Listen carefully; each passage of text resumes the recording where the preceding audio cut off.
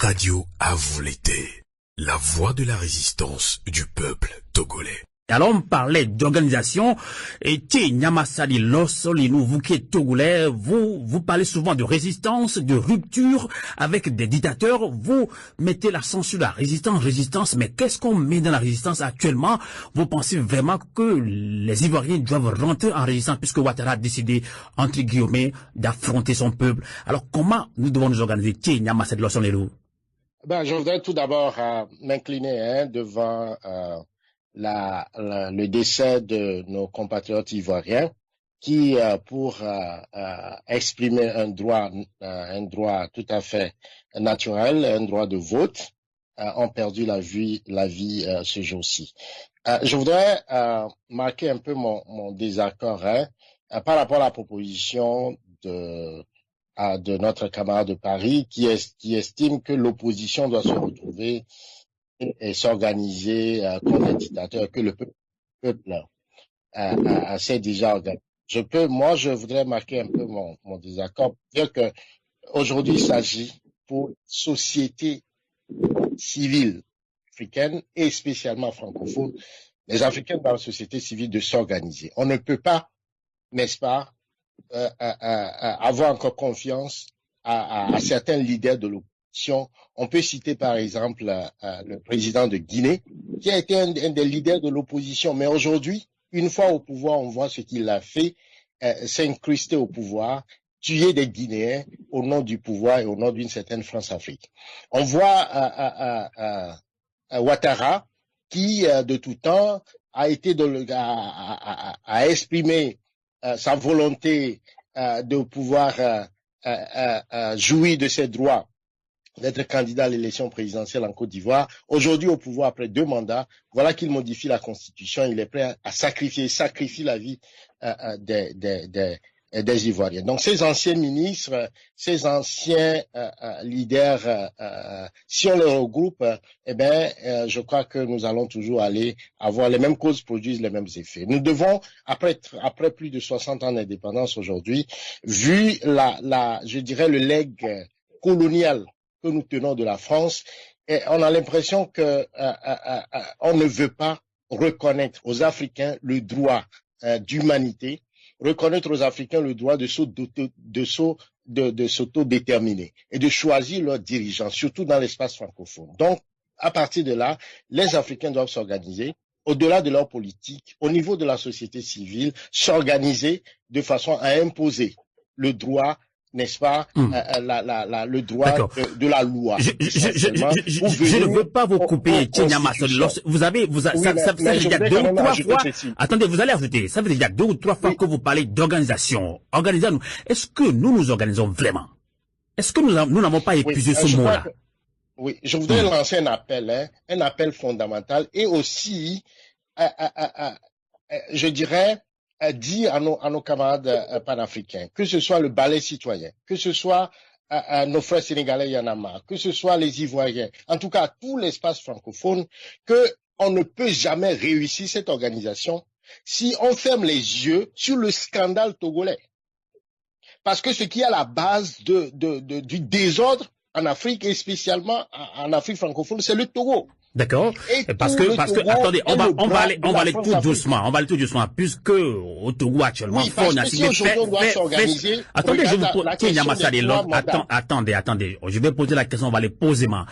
Il faut que les auditeurs panafricains, africains comprennent vraiment. Donc, on parle de la CEDEAO. Donc, c'est parce que Faure Gnassingbé a pu faire 4 mandats au Togo, qui a donné un quitus ou bien courage à Alpha Condé, à Ouattara d'aller dans ce sens-là. C'est ce que vous voulez insinuer, Nyamassali Lossolino? Exactement, c'est-à-dire que quand ça se passe au Togo, quand les Africains ferment les yeux sur ce qui se passe au Togo, tôt ou tard, il y aura contamination dans les autres pays. La CEDEAO a décidé qu'il n'y aura pas de plus de 2 mandats dans les pays de la CEDEAO. Le Togo et la Gambie sont les 2 pays qui s'y sont opposés. On a vu le changement est arrivé en Gambie, mais le Togo pas. Quand le Togo a changé sa constitution, Faure Gnassingbé est allé contre vents et marées, a changé la constitution, on n'a pas vu cette mobilisation de la société civile dans les pays africains. Et quand il est allé au niveau du 4e mandat, eh bien, c'était un silence radio. Aujourd'hui, on voit que Ouattara fait la même chose. Et je rappelle que le président de Guinée, Alpha Condé, était médiateur dans la crise togolaise. Aujourd'hui, il fait la même chose dans son pays. Donc, le Togo est ce laboratoire qui détruit l'Afrique. Les Africains doivent prendre conscience. Même les pays qui ont la démocratie aujourd'hui, comme le Burkina ou d'autres pays, eh bien, tant que le Togo va constituer un cas, un casus belli, une gangrène en Afrique, tôt ou tard, ils finiront par revenir en arrière parce que le Togo, d'ailleurs, pour que le changement arrive au Burkina, le Togo a envoyé, Faure Gnassingbé a envoyé des hommes pour écraser la démocratie au Burkina. Faure Gnassingbé a envoyé des hommes armés pour aller combattre en Côte d'Ivoire et tuer des Ivoiriens. Faure Gnassingbé a envoyé encore des gens en Guinée pour combattre avec, pour aller tuer les Guinéens. Donc, où est-ce que vous avez les Africains doivent prendre conscience. Est-ce que vous avez les preuves? Est-ce que vous avez les preuves que Faure Gnassingbé a envoyé des militaires pour aller mater les Burkinabés? Est-ce que vous avez les informations? Est-ce que vous avez les vraies informations? Ben, vous n'avez pas suivi le coup d'État qui s'est passé au Burkina Faso. Vous n'avez pas suivi les déclarations de ceux qui sont impliqués dans ce coup d'État. Mais le Togo, effectivement, a envoyé des gens pour écraser la révolte des citoyens légitimes des citoyens ivoiriens. Et d'ailleurs, ils sont également en Côte d'Ivoire. C'est clair, ils font partie de la MONUSCO. Et donc, voilà, il faudrait que dans cette organisation de la société civile, que nous comprenions que la France-Afrique a le bras armé de la France-Afrique et qui déshumanise les Africains. C'est au Togo. Le premier coup d'État où un président démocratiquement a été tué, c'est au Togo en 63. C'est au Togo que la dictature militaire s'est implantée et qui a fait plus de 38 ans. Et quand le dictateur Yadema est mort, c'est au Togo où son fils est venu et a massacré plus de 1500 Togolais. Voyez-vous, et après on l'a vu au Gabon. Et donc, je crois que les Africains ont un problème.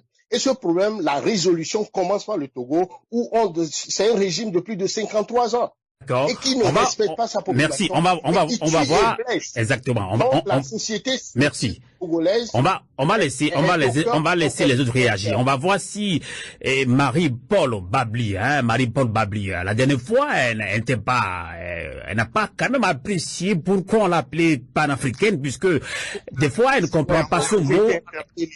Des fois Marie-Paul Babli, professeure, elle est plutôt juriste, elle est enseignante de droit, des affaires justement. Alors Marie-Paul Babli, vous avez suivi tout à l'heure Nyamasadi Losselidou qui dit, il affirme que Faure Gnassingbé, normalement le gros problème c'est au Togo.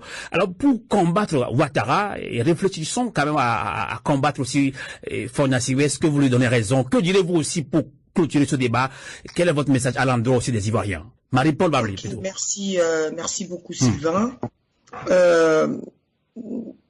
L'auditeur n'a pas totalement, je veux dire le panéliste, excusez-moi, n'a pas totalement tort.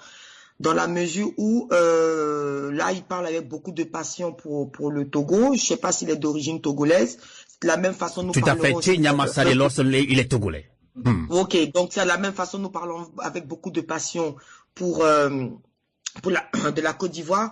Mais en réalité, il n'a pas tort. Parce que lorsqu'on ferme les yeux sur la case qui brûle chez le voisin, mais lorsqu'on se retrouve dans la même situation, là, on gueule et on cherche l'appui des autres.